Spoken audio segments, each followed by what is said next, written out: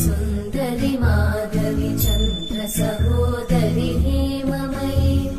मुनिगणवन्दित मोक्षप्रदायिनि मञ्जुळभाषिणि वेदनुते पङ्कजवासिनि देवसुपु